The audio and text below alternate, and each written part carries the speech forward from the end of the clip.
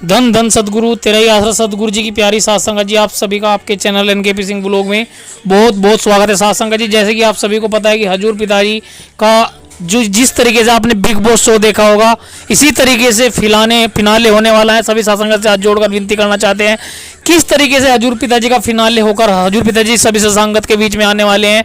इस जरूरी सूचना में हम सब साथ संगत को यह जानकारी देने वाले हैं। सभी साथ संगत से हाथ जोड़कर विनती करना चाहते हैं, कृपया करके इस वीडियो को पूरी देखने से पहले इस वीडियो को लाइक कर दे और इस चैनल को सब्सक्राइब नहीं किया है तो इस चैनल को सब्सक्राइब कर ले, क्योंकि हजूर पिताजी से संबंधित जो भी हम वीडियो डालते हैं वह बहुत इंपॉर्टेंट होती है और सभी साथ संगत के लिए हर वीडियो में इंपॉर्टेंट जानकारी भी होती है। तो सभी साथ संगत कृपया करके इस वीडियो को लाइक कर दे और इस चैनल को सब्सक्राइब नहीं किया तो इस चैनल को सब्सक्राइब कर ले, क्योंकि इस पर हर रोज हम हजूर पिताजी की न्यूज के साथ साथ हजूर पिताजी का सत्संग भी सभी साथ संगत को हजूर पिताजी की मधुर बोली में जो वचन रहते हैं उन वचनों को सभी सत्संगत को सुनाने की कोशिश करते हैं। इसलिए सभी सत्संगत से हाथ जोड़कर विनती करना चाहते हैं, कृपया करके इस वीडियो को लाइक कर दे, ज़्यादा से ज़्यादा सत्संगत को शेयर कर दे और इस चैनल को सब्सक्राइब नहीं किया तो इस चैनल को सब्सक्राइब करके कमेंट बॉक्स में हजूर पिताजी के लिए प्यार भरे दो शब्द, नारा इत्यादि कुछ भी लिख दे। सत्संगत जी, हजूर पिताजी के लिए जो भी सत्संगत प्रयास कर रही है वो एक तरीके से उन सत्संगत का भी इतिहास में नाम लिखे जाने वाला है, क्योंकि हजूर पिताजी के खिलाफ जो बातें बोलते हैं तो उनका भी कहीं ना कहीं एक तरीके से नाम लिया जाएगा, लेकिन अच्छे तरीके से नाम नहीं लिया जाएगा। लेकिन अच्छे तरीके से नाम उनका लिया जाएगा जो हजूर पिताजी से जुड़े हुए हैं और हजूर पिताजी के वचनों को आज भी पूर्ण रूप से मानते हैं। तो सभी सत्संगत से हाथ जोड़कर विनती करना चाहते हैं, कृपया करके ये जो जानकारी हम सभी सत्संगत को देने जा रहे हैं बड़े ही ध्यान से सुननी है बिना स्किप के, क्योंकि हजूर पिताजी का फिनाले बहुत ही जल्द सभी सत्संगत के बीच में होगा और हजूर पिताजी जिस प्रकार से गौरव खन्ना ट्रॉफी लेकर आ रहा है बिग बॉस से, उसी प्रकार से हजूर पिताजी भी सभी सत्संगत के बीच में आने वाले हैं। सभी सत्संगत के बीच में इस तरह से हर्षोल्लास होगा जिस प्रकार से बिग बॉस में जीतने पर गौरव खन्ना के फैंस चमक उठे हैं। आपने देखा होगा सोशल मीडिया पर बिग बॉस की चर्चा हो रही है और गौरव खन्ना के फिनाले जीतने की पूरी तरीके से वोट हो रही है। उसी प्रकार से हजूर पिताजी के लिए भी सभी साथ संगत अगर वोट करती रहती है तो वीडियो को लाइक करके इस बात की सहमति प्रदान करें कि हाँ, हम हजूर पिताजी के साथ जिस प्रकार से गौरव के फैन गौरव के साथ थे हजूर पिताजी के साथ हम भी उसी प्रकार से हैं।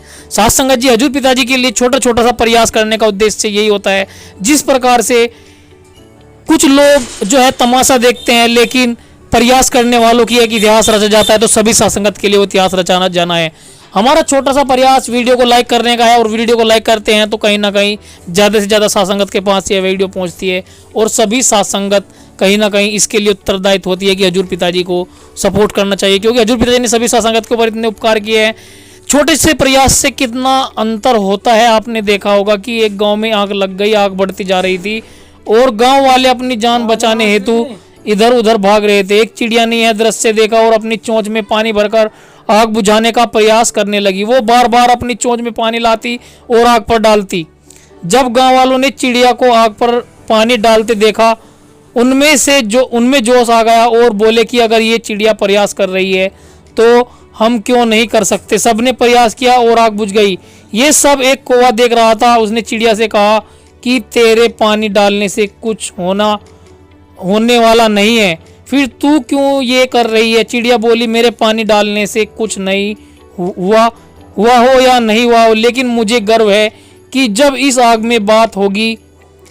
की बात होगी तो मेरी गिनती आग बुझाने वालों में होगी, तेरी गिनती तमाशा देखने वालों में होगी। तो साथ संगत जी, हमें भी उस चिड़िया की तरह से छोटा छोटा प्रयास करना है, क्योंकि आज उस चिड़िया की गिनती आग बुझाने वालों में गिनती होती है और कौवे की गिनती होती है तो मजाक उड़ाने वालों में होती है। उसी प्रकार से जो आज हजूर पिताजी का मजाक उड़ाते हैं, हजूर पिताजी के जेल में जाने पर उन्हें खुशी मिलती है, तो उनकी गिनती एक प्रकार से उस कौवे की तरह होने वाली है जो उस गाँव में लग रही आग को देखकर तमाशा बना रहा था। और चिड़िया की गिनती एक प्रकार से अच्छाई के लिए होती है। उसी प्रकार से जो हजूर पिताजी का सपोर्ट करते हैं, जो भी साथ संगत हजूर पिताजी का सपोर्ट कर रही है, आज हजूर पिताजी के ऊपर भले ही बुरी स्थिति हो लेकिन हम हर समय हजूर पिताजी के साथ होते हैं, तो कहीं ना कहीं हमारी गिनती उसी में की जाएगी कि हम हजूर पिताजी के साथ थे और हजूर पिताजी के लिए हम हर वक्त प्रार्थना करते थे। और अगर आप भी हजूर पिताजी के लिए प्रार्थना करते हैं तो कमेंट बॉक्स में ज़रूर बताएं साथ संगत जी, क्योंकि हजूर पिताजी के साथ जो हर परिस्थिति में रहेंगे वो आज कमेंट बॉक्स में ये जरूर लिख कर जाएंगे कि हम सदगुरु तेरे थे, तेरे हैं और तेरे ही रहेंगे। तो सभी साथ संगत आज कमेंट बॉक्स में ये लिखकर जरूर जाना है और छोटा सा प्रयास वीडियो को लाइक करके करना है, क्योंकि हमारा छोटा छोटा प्रयास कहीं ना कहीं एक दिन बहुत बड़ा काम करता है। और हजूर पिताजी के लिए अगर हम छोटा छोटा प्रयास करते हैं तो एक ना एक दिन बहुत बड़ा इतिहास रच जाता है, और हजूर पिताजी को के लिए कहीं ना कहीं वो छोटा सपोर्ट बहुत बड़ा हो जाता है। जिस प्रकार से भगवान श्री रामचंद्र जी जब एक पुल बना रहे थे तो पुल के अंदर जो है पुल के ऊपर पत्थर डाले जा रहे थे बड़े बड़े, और बीच में एक गिलहरी छोटे छोटे पत्थर डाल रही थी। तो जब पत्थर से एक वानर ने गिलहरी से एक वानर ने पूछा कि इन छोटे छोटे पत्थरों से कोई भी प्रयास नहीं, कोई भी फायदा नहीं होगा, तो श्री रामचंद्र जी ने उस वानर को समझाया कि जितना काम ये बड़े पत्थर पुल को बनाने में कर रहे हैं उनकी मजबूती के लिए उससे कई गुना काम यह जो छोटी छोटी किंकर यह गिलहरी इसमें भर रही है, इनकी जो जड़ें हैं इनको मजबूत कर रही है। तो उसी प्रकार से किसी का भी छोटा प्रयास छोटा नहीं होता। जिस प्रकार से उस गिलहरी की छोटी छोटी कंकर डालने से पुल मजबूत हो रहा था, उसी प्रकार से हमारा छोटा छोटा प्रयास भी हजूर पिताजी को परमानेंट लाने के लिए सभी सत्संगत के बीच में बहुत बड़ा प्रयास माना जाएगा। तो इसीलिए सभी सत्संगत वीडियो को लाइक करके इस बात की सहमति जरूर प्रदान करें, हाँ, कि आप हजूर पिताजी के साथ है और हजूर पिताजी के लिए आप कितनी प्रार्थना कर रहे हैं और कितने उत्सुक है कि हजूर पिताजी सभी सत्संगत के बीच में लौटे। सभी सत्संगत से हाथ जोड़कर विनती करना चाहते हैं, जो ये इंपोर्टेंट वचन हम हजूर पिताजी के सभी सत्संगत को सुनाने जा रहे हैं, इनको भी आपको लास्ट तक सुनना है और हजूर पिताजी के इन वचनों से कुछ ना कुछ आपको सीखना है। हजूर पिताजी की इस वीडियो को वचन को सुनने से पहले एक बार फिर से कहना चाहते हैं, वीडियो को लाइक कर दे, ज़्यादा से ज़्यादा सत्संगत को शेयर कर दे, और इस चैनल को सब्सक्राइब नहीं किया तो इस चैनल को सब्सक्राइब कर ले, क्योंकि इस चैनल पर हम डेली के डेली मोटिवेशनल बातों के साथ हजूर पिताजी के इम्पोर्टेंट वचन डालते हैं, जो हमारे जीवन में उस प्रकार से काम करते हैं जिस प्रकार से चाय में चीनी काम करती है, उसी प्रकार से हजूर पिताजी के इन वचनों के बिना हमारा जीवन अधूरा है। जिस प्रकार से चाय के बिना चाय की पत्ती और चीनी के बिना चाय अधूरी रहती है, उसी प्रकार से हजूर पिताजी के वचन के बिना हमारा जीवन भी अधूरा है। तो इसीलिए सभी सत्संगत इस वीडियो को लाइक कर दे, चैनल को सब्सक्राइब करें और हजूर पिताजी के इंपोर्टेंट ये वचन जरूर सुने। चलिए स्टार्ट करते हैं हजूर पिताजी के आज के इंपोर्टेंट वचन। रूहानियत सूफियत में बहुत ही सच्ची बातें, बहुत ही असलियत से भरपूर बातें इंसान को सुनने की मिलती हैं। आज का दौर घोर कलयुग का दौर है। इस दौर में इंसान समझ नहीं पाता वो किसकी बात पे भरोसा करे और किसकी बात पे भरोसा ना करे। जिसे देखो मिश्री से घुली हुई बातें करते हैं, जिसे देखो खुद गर्जी स्वार्थ की लिपापोती बातें करते हैं, जिसे देखो जेब काटने को तैयार बैठा है, जिसे देखो कहीं ना कहीं धोखा, कहीं ना कहीं बुराई की बू आने लगती है। इंसान उलझन में पड़ जाता है, समझ नहीं पाता किसको माने कि वो सही है और किसको माने कि वो डुप्लीकेट है। बड़ा ही विचित्र समय है, बड़ा ही अजीबोगरीब समय है। यहां लोग अपनी ईगो के लिए, अपनी खुदी के लिए खुदा को इस्तेमाल में लाते हैं। पहले ये सुना करते थे बुजुर्गों से, कोई किसी पे एक एहसान कर देता था तो लोग सारी जिंदगी उस एहसान तले दबे नहीं रहते थे, उस एहसान तले दोस्ती का निर्वाह किया करते थे। उनकी मित्रता, उनकी दोस्ती बढ़ती जाती थी। और आज एक नहीं लाखों एहसान कर दिए जाएं, कलयुगी इंसान की सुई वहीं की वहीं रहती है। जब अपना मतलब हल करवाना हो, जब उल्लू सीधा करना हो, जब अपनी वाहवाह करवानी हो, जब जरूरत हो तो लोग अपने माँ बाप से रिश्ता रखते हैं, वरना माँ बाप को भी माँ बाप की तरह नहीं समझते। हम ये नहीं कहते कि सभी ऐसे हैं, पर पूरी जनसंख्या के अनुसार हमें जो लगता है ज्यादातर लोग ऐसे ही हैं। स्वार्थ है तो राम राम, स्वार्थ है तो सलाम, वरना कोई किसी को बुलाना नहीं चाहता। उम्र इंसान को बहुत कुछ सिखा देती है, जो ना तो पढ़ाई सिखा सकती है, ना ही कोई टीचर मास्टर लेक्चरर सिखा सकता है। उम्र एक ऐसी चीज होती है, ज्यों ज्यों गुजरती है, ज्यों ज्यों राही रास्ते में जुड़ते चले जाते हैं, त्यों त्यों पता चलता चला जाता है कौन सा राही कैसा है। पंजाबी च एक कहावत है, आदमी दा पता चलता है राह पिया या बाह पिया। मतलब कहीं रास्ते पे चल रहे हो तो पता चलता है, या फिर किसी से व्यवहार किया जाए तो पता चलता है, वरना आप कैसे पता कर लोगे कौन आदमी कैसा है। हमने बड़ी नजदीक से देखा है इस दुनिया को, जन्म से लेके आज तक सब बातें दिलो दिमाग में हैं। कई बार तो हैरानी हो जाती है, यार इंसान ऐसा हो सकता है। राम का नाम नहीं लेना, अल्लाह वाहिगुरु को याद नहीं करना, दुनियावी साजो सामान में उलझे रहना, दुनियावी इच्छाओं में खोए रहना। इच्छा करना कोई गलत बात नहीं, अगर इच्छा नहीं होगी तो जिंदगी नहीं होगी, पर इच्छाओं का मक्कड़ जाल नहीं होना चाहिए। जैसे मकड़ी जाल बुनती है, इस तरह इच्छाओं का जाल मत बुनना, क्योंकि कहते हैं मकड़ी जब जाल बुन लेती है, कई बार ऐसा भी होता है कि उसमें कोई जीव नहीं फंसता, पर खुद ही फंस के सूख जाती है। और राजस्थान में हम आम देखा करते थे, इतनी बड़ी बड़ी मकड़ियां बड़ा सा जाल बुन लेती, और अगर उसमें कोई जीव नहीं फंसा तो लास्ट में जब हम जाल साफ करते तो मकड़ी मरी हुई सूखी हुई मिलती, पता नहीं कब की मर जाती। तो उस तरह है भाइयों बहनों, इच्छाओं का मक्कड़ जाल इतना सख्त ना बुन लेना कहीं उसमें ही सारी जिंदगी गुजर जाए और मर जाओ, तबाह हो जाओ। ना ना, इच्छाएं रखो पर जायज। आज के इंसान की फितरत बन गई है, आदत बन गई है।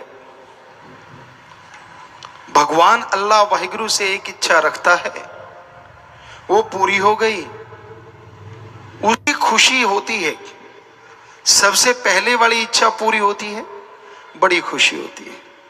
वाह मालका, वाह सतगुर, वाह अल्लाह, वाह वाहिगुरु, वाह राम, वाह वाह करता है। लेकिन जिस तरह कोई पाठ करवाया जाता है गुरु साहिबानों की पवित्र गुरबाणी का या रामायण का, इस तरह के पवित्र ग्रंथों का पाठ करते, सुंदरकांड का, ये देखने में आता है राजस्थान साइड में लोग बालू रेत को गिल्ला करते हैं और उसमें जौ या गेहूं दबा देते हैं, पानी रोज डालते हैं तो वो अंकुरित होने लगती है। उसी तरह इंसान की एक इच्छा पूरी होती नहीं कि काम वासना क्रोध लोभ मोह अहंकार मन माया की वजह से 10 इच्छाएं और अंकुरित होना शुरू हो जाती हैं। 10 इच्छाएं मुंह बाए खड़ी हो जाती हैं और इंसान उन इच्छाओं के चलते अपने अल्लाह वाहिगुरु राम से दूर हो जाता है, गुमराह हो जाता है, भूल जाता है अपनी उस इच्छा को जो एक ही थी, मेरा मौला मिले, सदगुरु अल्लाह राम मिले, भगवान मिले, सम्मान मिले, दो जहान मिले, निज धाम मिले, परमानंद मिले, सब कुछ भुला देता है। यह है इच्छाओं का मक्कड़ जाल। इच्छा कदे बंदे दियां हुंदियां ना पूरियां, सोचदा बथेरा पर रहंदियां अधूरियां। बेपरवाह जी ने बहुत से भजन बनाए हैं, थोड़ा शब्दों का इधर उधर हो सकता है कि इच्छाएं इंसान की तमाम पूरी नहीं होती।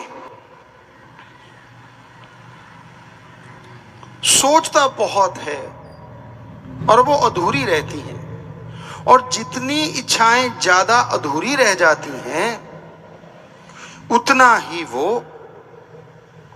टेंशन में, चिंता में आ जाता है। इच्छा पूर्ति के लिए यह जरूरी है कि आप सुमरन करें, भक्ति करें। धन्य वो मां बाप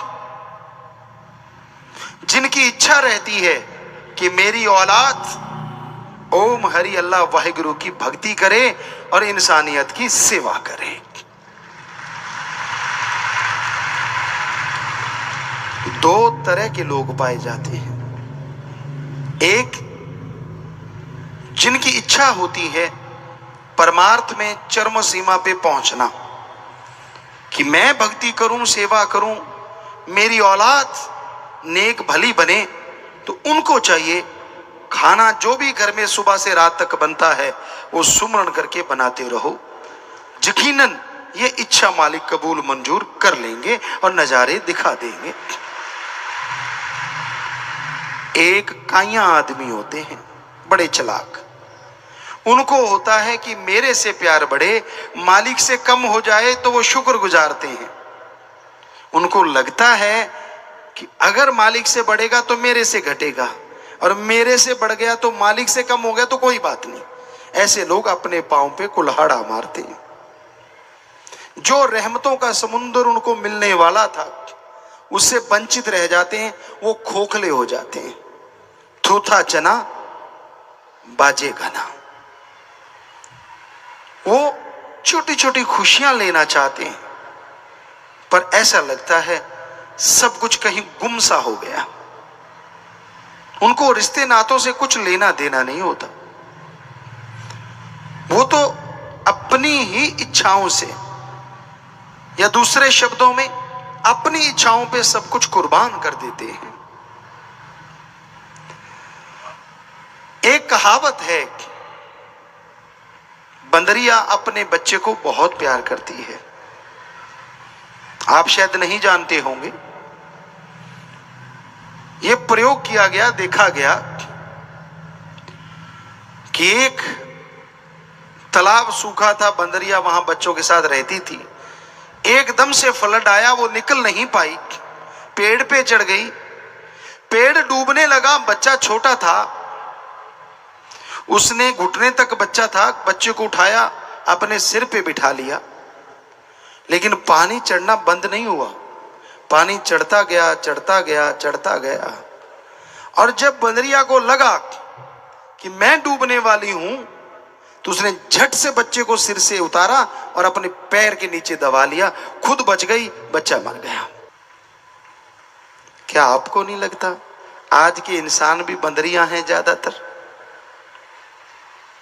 बुरा ना मानना, संत सच्ची बात कहते, थोड़ी कड़वी जरूर होती है, पर सत्संगी क्या हुआ जो किसी पे लगे ना। वो स्पिरिट ही क्या है जो जख्म पे जलाए ना और उसको ठीक ना करे। तो आज के लोग इतने खुद गर्ज हो गए हैं। कहां तो खुशी हो कि यार सतगुरु से, मालिक से प्यार है, हमें क्या और चाहिए। कितनी बार उनको जिंदगी मिल जाती है, कितनी बार उनको नियामतें मिलती हैं, लेकिन उनकी सुई वहीं की वहीं रहती है। खोट निकालते हैं मालिक में, कमियां निकालते हैं अपने सदगुरु में। बड़ा ही अजीबोगरीब लगता है। आपको उदाहरण बताएं, सदगुरु के रमज को कोई समझ नहीं पाया तुलसी जी कहते हैं जो कोई कहे संत को चीना, तुलसी हाथ कान को दीना। इतने बड़े फकीर कहते मैं रमज नहीं समझ सका। एक उदाहरण देते हैं,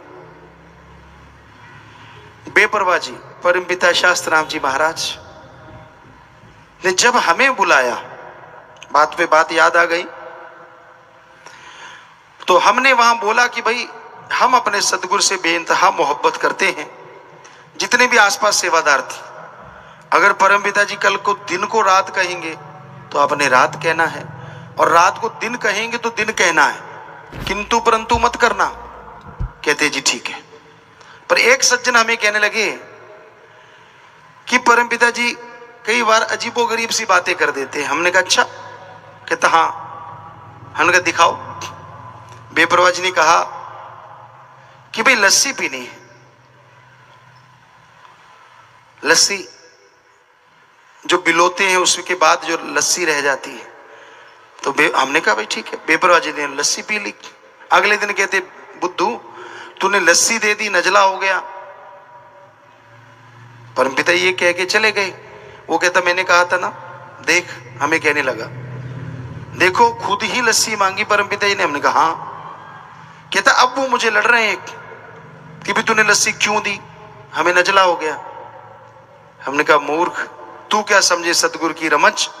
वो जो तूने तेरे हाथ से लस्सी दी, पता नहीं तेरे पहाड़ जैसे कितने कर्म को सतगुरु ने डांट के खत्म कर दिया, अपने पे लेके अपना नजला लेके खत्म कर दिया, तू क्या जाने।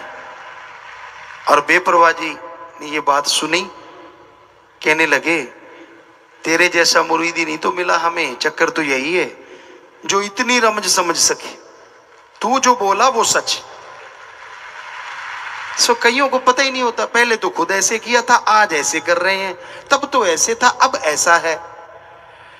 अरे मत पड़ो अकल के फेर में। सतगुरु अपने वचन को जब चाहे बदल सकता है, भगवान भी उसको नहीं बदल सकता।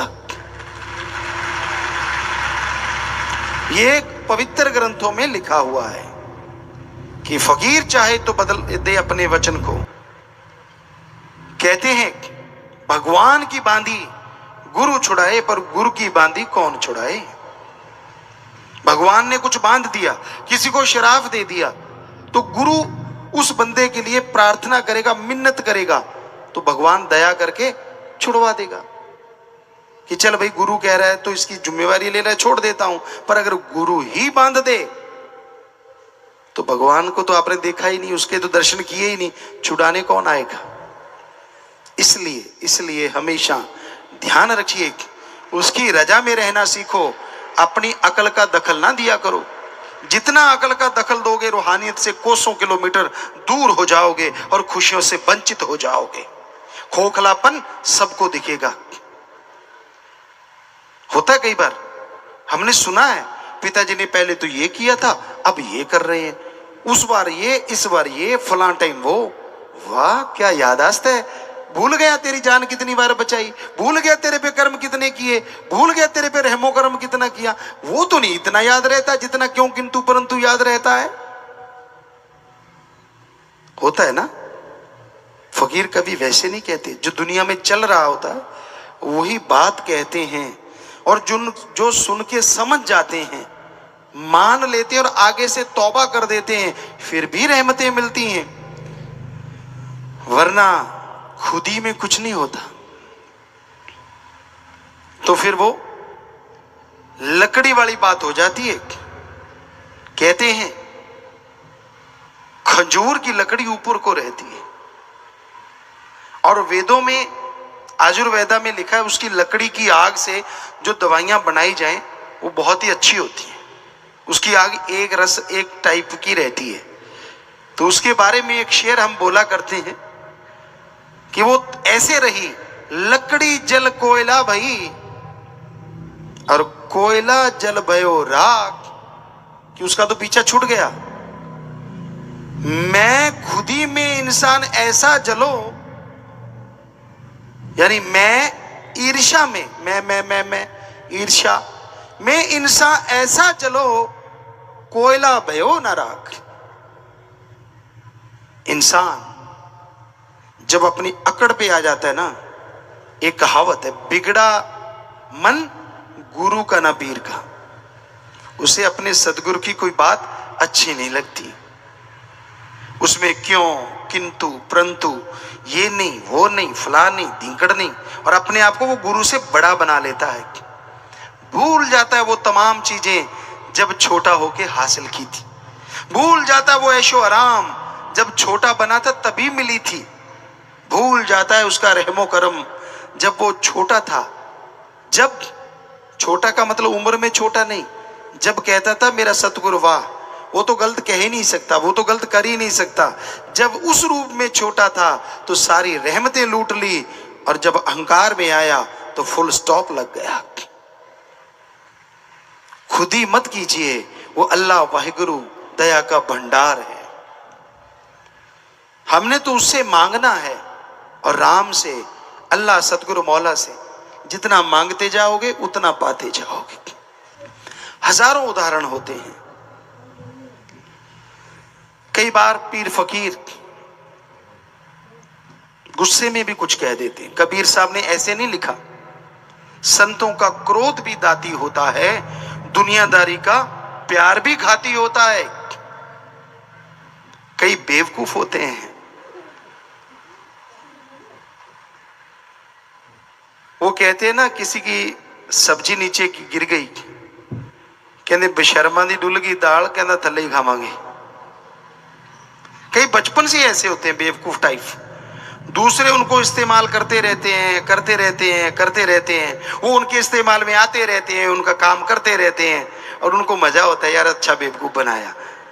यानी बचपन से ही चलता है उनके साथ, वो बेवकूफ थे, बेवकूफ बने ही रहते हैं, कभी बदलते नहीं।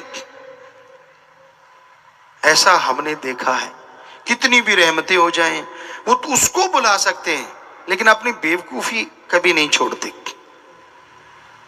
अपनी अकल का इस्तेमाल नहीं लाते। तो फिर लाई लग ना होवे, घर वाला ते चंदरा गमांड ना होवे। जो किसी की उंगली पे चलते हैं, ऐसा नहीं होना चाहिए। अपना दिमाग का इस्तेमाल भी करना चाहिए। मालिक ने जो खोपड़ा दिया, इसके अंदर बहुत बड़ा खजाना दिया है। ये दूसरों के इशारे पे नाचने के लिए नहीं, दूसरों के इशारे पे बंदर नाचते हैं। आप बंदर हो, मदारी नचाता है उनको। दूसरों के इशारे पे पशु पक्षी परिंदे नाचते हैं, कठपुतलियां नाचती हैं। आप तो इंसान हो, कभी तो अपने दिमाग का इस्तेमाल किया करो। परमात्मा ने जो रहमत की है, कभी तो उसका इस्तेमाल किया करो। रूहानियत के रास्ते पे चलना कोई मामूली बात नहीं।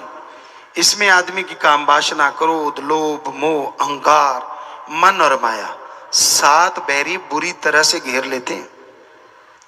और कोई सतगुरु पे दृढ़ यकीन करे, कोई राम नाम का सुमरण करे, 3 सातों का फंदा ढीला हो सकता है।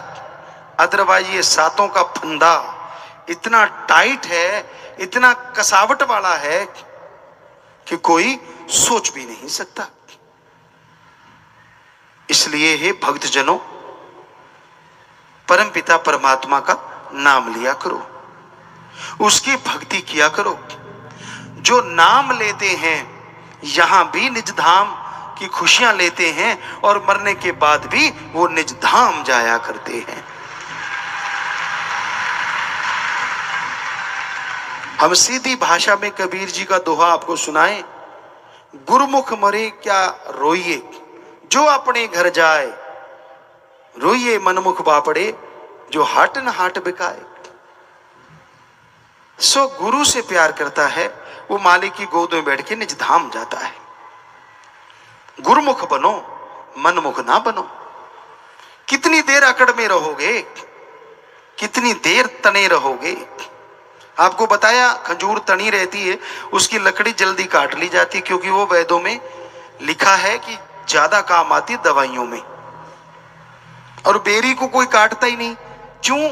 उसकी लकड़ी काम की नहीं होती। पर आपको पता है गरीबों में बेरी के जो फल होते हैं वो सेब संतरों से भी ज्यादा विटामिन वाले होते हैं।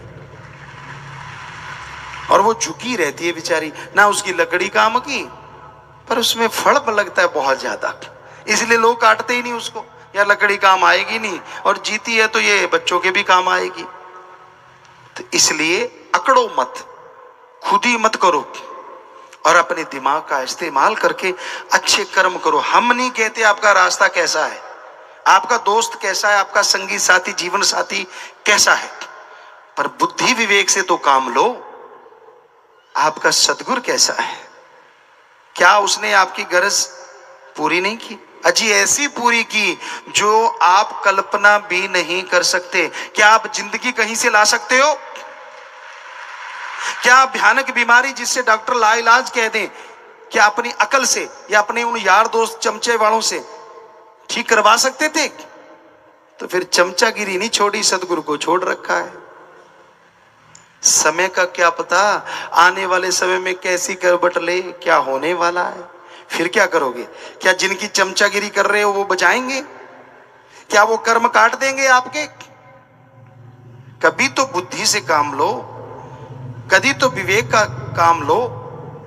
हर टाइम जो मन को भाई वो ही गाता है, और जब महान मन का पहाड़ टूट जाता है फिर कुर्लाता और चिल्लाता है, फिर बचाने कोई संगी साथी रिश्तेदार नहीं आता है।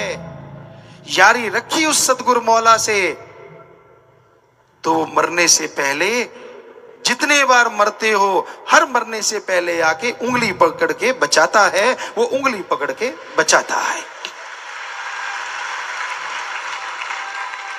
सो उससे यारी रखो ना, जो दोनों जहान का यार है, वो अल्लाह वाहिगुरु राम सतगुरु मौला है।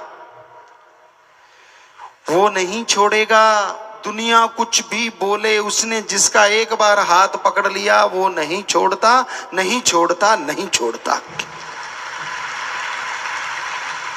आप लाख हाथ झटको, आप लाख हाथ छुड़ाओ, वो नहीं छोड़ता, क्योंकि उसको आपकी जिम्मेवारी हो जाती है जब वो आपको गुरु मंत्र देता है कि भाई ये मेरे बच्चे हैं। आप उनकी निंदा करो, आप उनको गाली भी देते हो, कोई फर्क नहीं पड़ता, क्योंकि वो तो फकीर है।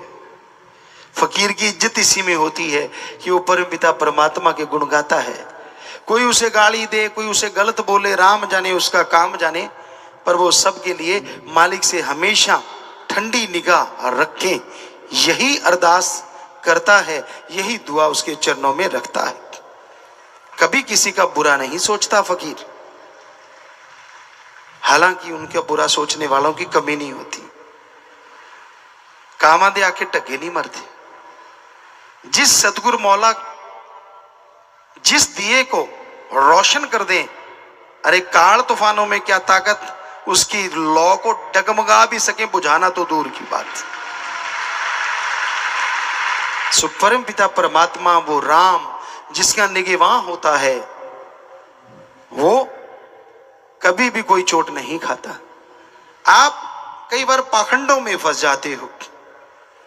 अभी आज एक पर्ची आई, पहले भी कुछ पर्चियां आई कि पिताजी हमारे घर के सामने कोई टोना टोटका करता है, हमारे पशुओं की या खाना खाते उन पंजाबी च कहते खुरलियां दे विच खून दे छिट्टे मिले, हमारे कपड़ों पे खून के छिट्टे मिले, हम चौरस्ते में हमारे घर के पास था उसमें कोई टूना टामण मिला, क्या करें? अरे आप सत्संगी हो, आपको तो कम से कम पता होना चाहिए ये पाखंड होता है। किसी बाज ने किसी पक्षी को झपटा और उसको फाड़ दिया, बाई चांस वो आपके घर से निकल गया तो नेचुरली वो खून के छींटे ही गिराएगा, अमृत की बूंदे कहां से गिराएगा? वो आपके कपड़ों पे गिर गए, कुछ आपके उस पशुओं के उस जगह पे। कहते नहीं जी रोज आ जाते हैं, और हो सकता है बाज का रास्ता रोज का हो, वो क्या पता, पक्षियों की भी रास्ते होते हैं। आपके घर के सामने कुछ रख दिया, नारा लगा, उठा के फेंक तो फिर क्या हो गया? जो करेगा सो भरेगा। कबीरा तेरी झोंपड़ी गलकटियन के पास, जो करेगा सो भरेगा, तू क्यों भया उदास? तू तो राम नाम का साथी है, तुझे किस बात का डर? पर कईयों को साइको हो जाता है, साइको दिमाग में बैठ जाता है, अच्छा अब ये रख दिया अब कुछ होगा, चप्पल उल्टी होगी। इंडिया में जितनी साइंस है इस तरह की शायद ही पाखंडी साइंस शायद ही बाहर कहीं हो। जुत्ती उल्टी होगी, ओहो हो, अब लड़ाई होगी। तो 50% तो लड़ाई के लिए तू तैयार हो गया कि लड़ाई होगी, आजा। अब ढूंढने दूसरा कौन सा है। अगर दूसरे की भी जुत्ती उल्टी होगी तो 50% वो तैयार हो गया 100% काम। साइको माइंड में फिट हो गया है। आप जा रहे हो, पीछे से किसी ने छींक मार दी तो गड़बड़, बल्कि मारते हैं कहीं तो आगे वापस, तूने छींक क्यों मारी हो? नहीं, उसके कोई गन थी जो गोली जल गई है तो परमात्मा ने दी, उसने मार दी, या तो उसके हाथ में हो। अजीबोगरीब है। रास्ते में झूठा मिल जाए, कई बेचारे कहते बस आज काम खत्म होगा तो वापस चले जाओ, कई वापस ही चले जाते। मैं नहीं काम पे जाता, नेचुरली वो काम तो खराब हो ही गया, नहीं जाते तो। अब झूठे के लिए बेचारे के लिए कोई अलग जगह तो है नहीं, या तो उसका घर बना दो वहां बैठा रहेगा, फिर निकल के आए तो मानी बात। सारी गलियां गांव की, रास्ते रोड्स उसका ही घर है ना, वो तो घूमता ही रहेगा ना। आप उसके रास्ते में आए हो, वो आपके रास्ते में नहीं आया। वो तो जंगली है, वो तो जहां मर्जी घूमेगा, पर आपका बुरा हाल हो जाता है। बहुत पाखंड है। कोई इस दिन को मत नहाओ, उस दिन को मत नहाओ। कोई गंजा नहीं हुआ, हमने देखा, हम भी नहाते रहे, कभी कुछ नहीं हुआ। फजूल की बातें, इतने पाखंड हैं जी। अब पुराने बुजुर्ग भाई से या किसी माता से पूछ लो, आप किताब लिख लेना, इतने पाखंड बता देंगे आपको। हर बात पे पाखंड है, हर बात पे। अख फर्क की खब्बी के सज्जी पता नहीं। ये अब मसल हैं तो फड़केंगे। जब मसल स्टिल हो गए, मान लो आंख खुली की खुली रहेगी, कैसा लगेगा? आप सो रहे हो, आंख खुली है, बच्चे देख के डर के भाग जाएंगे, पेशाब निकल जाएगा बेचारों का। तो ये फड़कता है तो धड़कता है तो काम चलता है। नहीं, तुझे पूछ लो, इतने सारे पता होगा। थोड़े जो बहुत ग्रंथी बैठे ना कमाले, पहना तक महाग्रंथी है, पर घट तुसी भी नहीं। भाई भी भाई कहते जी नहीं जी, साडी जे सज्जी फड़के तो चंगा हुंदा है, जे खब्बी फड़के तो माड़ा हुंदा है। ਇਹਦਾ मतलब थोड़ी खब्बी कदे फड़ के ही ना खड़ी रहे सीधी। कमाल दे बंदे हो यार। और भैणा दे उल्टा सौदा है, इन्हां दी जे खब्बी फड़ के चंगी है तो सज्जी फड़ के माड़ी है। बिल्ली निकल के भज गई, हुण बिल्ली ने निकलना ही है जो तुसीं घरे खड़का करता, की करे बेचारी। तो इस तरह के इतने पाखंड हैं, इतने ढोंग हैं कि मतलब सच कहते हैं आपको। भाई कोई बुजुर्ग बैठा हो या माता बैठी हो इधर, उससे आप लिख लो तो फिर उस पर व्याख्या करने का मजा आ जाएगा। वो इतने पाखंड होंगे, पूछिए मत। हमने तो देखे हैं ये बहुत सारे पाखंड, बहुत ढोंग होते हैं। सुनना हो, जब बाबे की मटी होती है जो पेड़ों के नीचे बनाई, पंजाबियों में खास करके होती है, क्या होता है आपने देखा है, और हमने तो बड़ा नजदीक से देखा है। वहां दूध लेके जाएंगे, बेरी के नीचे होता है, वैसे है ना कमाल। बाबा भी कांटे वाले झाड़ी के नीचे रहता है। किसी का टाली थले भी हो, जंड थले तो होता ही है। सो वहां जाएंगे और माता बहनों का देखना हो, वाह क्या कमाल होता है। ओहो हो बाबा इन्ना लवेड़ता, लवेड़ा की नहीं, अंदर चिड़िया ने मार मार बिठा मार। अब चिड़िया ही ऊपर बैठेगी तो बींट मारेगी ना, उसके कौन सा अंडरवियर पहना होता है, वो तो सीधी बाबा भी पड़ेगी आगे तड़ाक तड़ाक। और हम पास में खड़े हो जाते हो, ओहो आप दी चुन्नी नाल ऐसे चुनरी उतारेंगे। ओह बाबा जी की करता। इतनी अकल नहीं आती। जो बाबा अपने आप को पेंट से नहीं बचा सकता, वो आपके कर्म कैसे काटेगा? पता नहीं क्यों नहीं अकल। बस उसको साफ करेंगे, हो साफ सूफ करके। कांटे पड़े होते नेचुरली, बेरी की टहनियां सूखी गिरती हैं तो कांटे, उसको साफ करके कहीं दे कंडा वज भी जाता है, फिर भी बाबे नहीं चढ़। साफ सूफ करके कच्ची लस्सी डालेंगे। भाग्यशाली नहीं होता। कर्मों का बोझ इंसान को अभाग्यशाली बना देता है, और आदमी की हिम्मत, आदमी का हौसला, आदमी का आत्मबल उन कर्मों को काट के आदमी को भाग्यशाली बना देता है।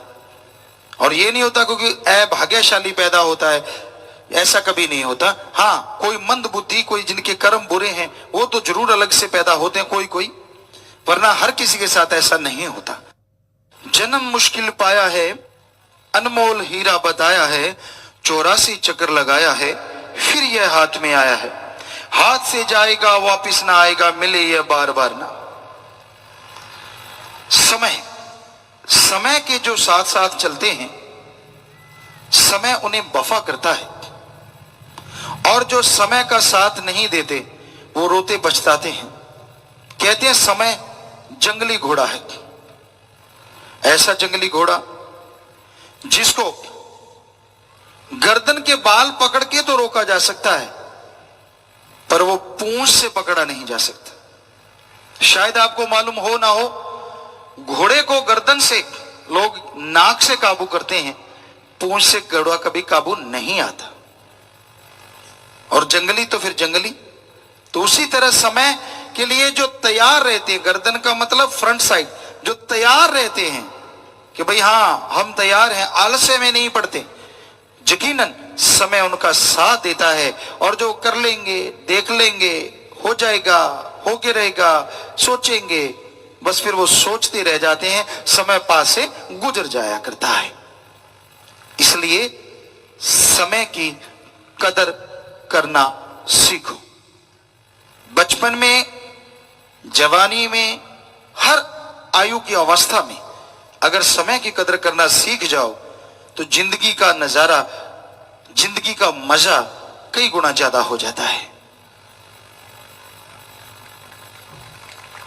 कई बार होता है छोटी उम्र में आदमी परवाह नहीं करता, और जब फिर अधेड़ अवस्था, बुजुर्ग अवस्था, वो तो आगे रहेगी।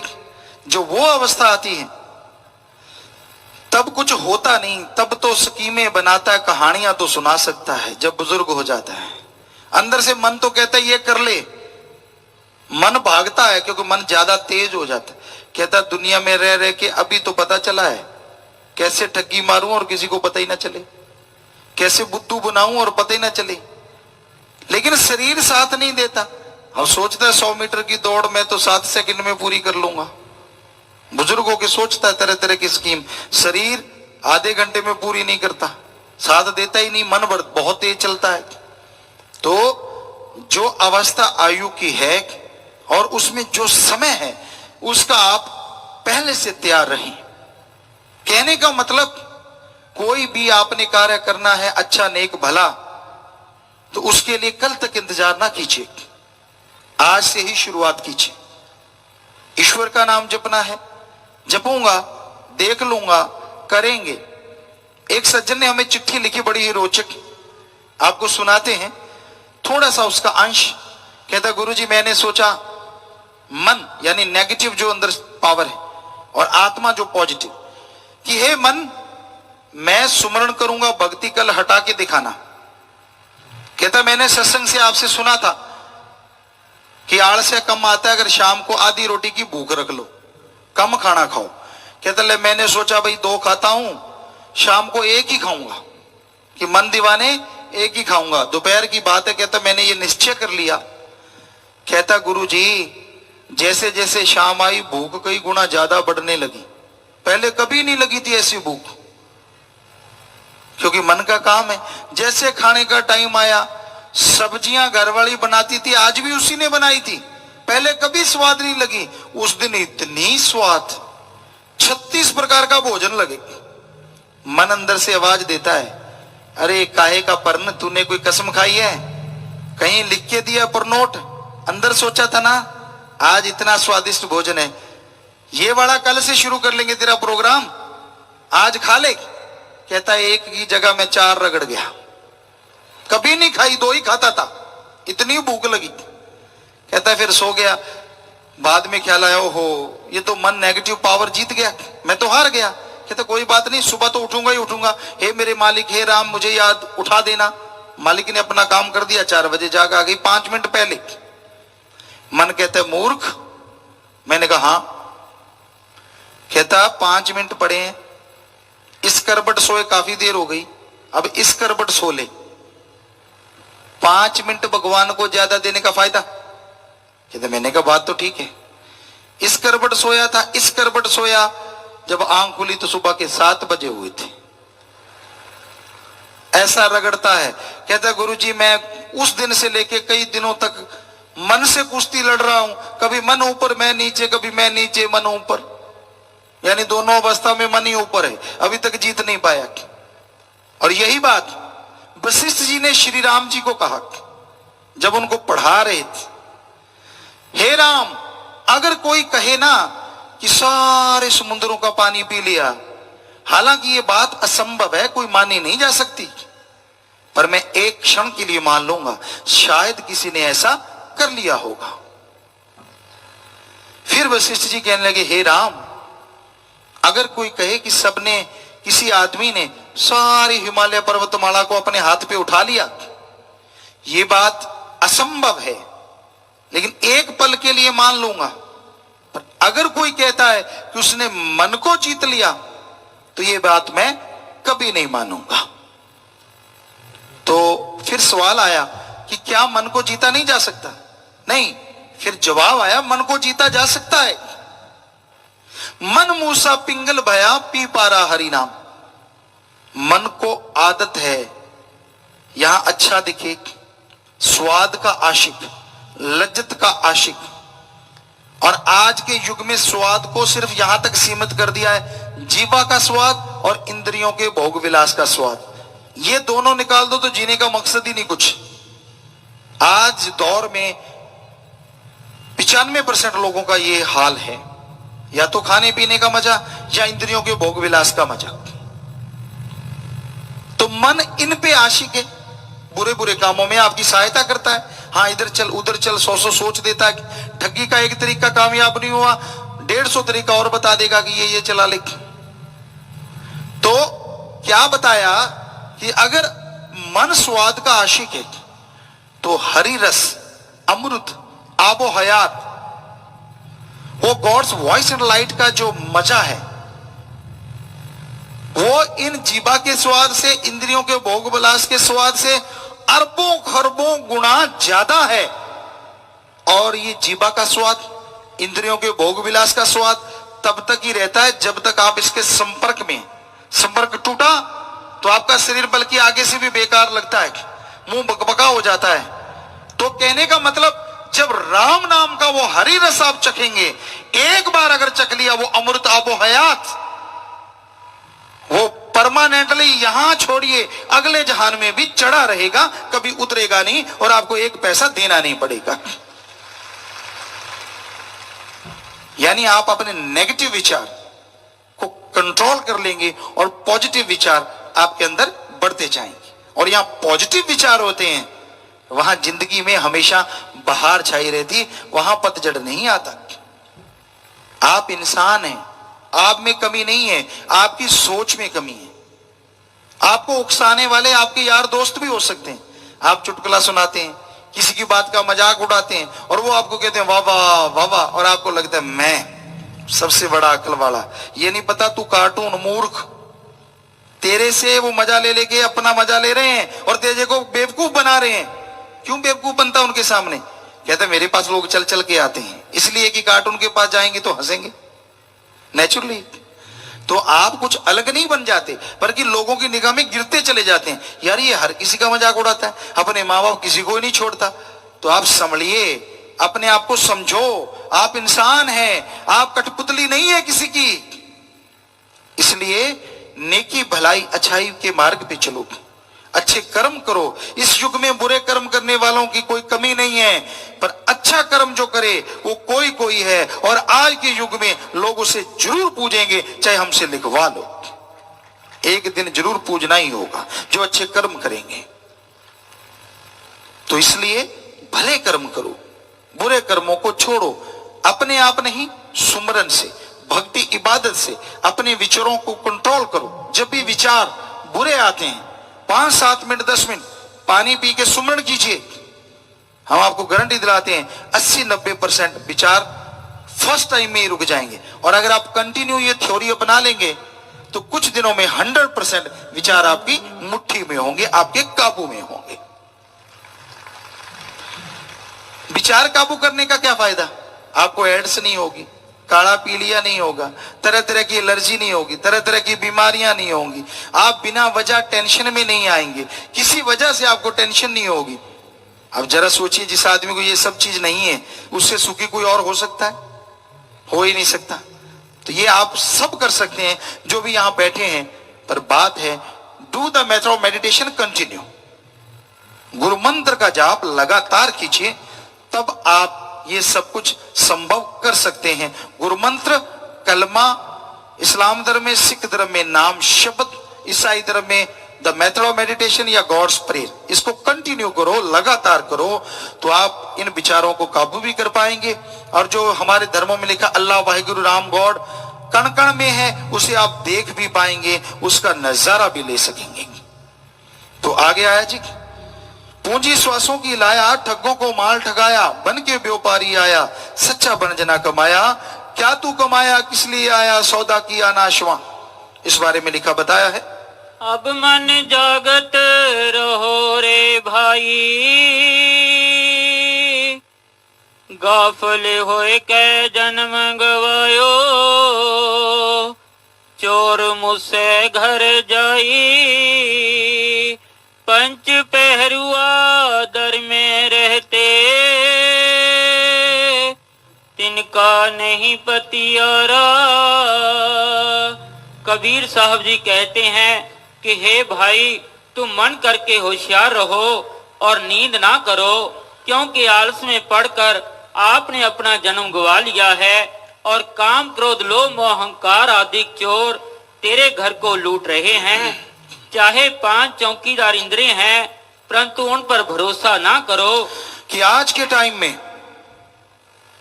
आप जो करते हैं, बनाते हैं, सारी उम्र जिसके लिए लगाते हैं, क्या वास्तव में वो आपका अपना है?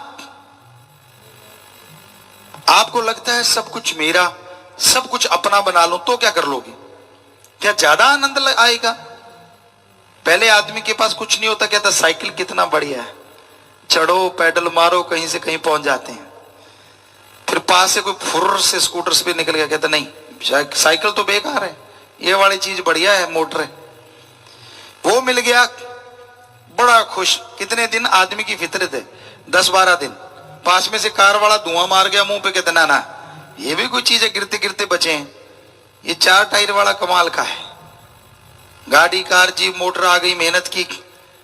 फिर वहां कहां रुकता है, वो नहीं, ये नहीं, वो नहीं, ये नहीं, बढ़ते बढ़ते कहता कहीं हवा में उड़ा रहा हो तो मजा ही आ जाए।